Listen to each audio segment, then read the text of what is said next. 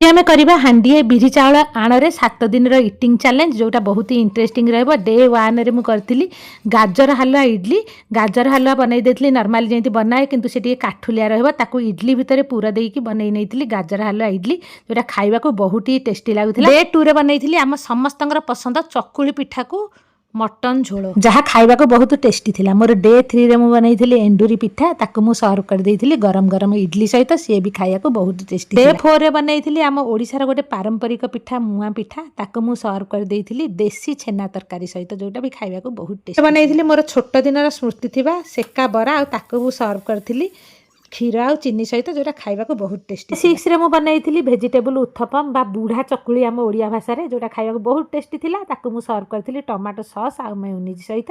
Day 7 रे मु बनई सबु को मिसई कि मु मिठा चितौ पिठा जहाँ मोर बहुत पसंद। अच्छा कहले देखि आपण मानकर एथुरु कोउटा पसंद।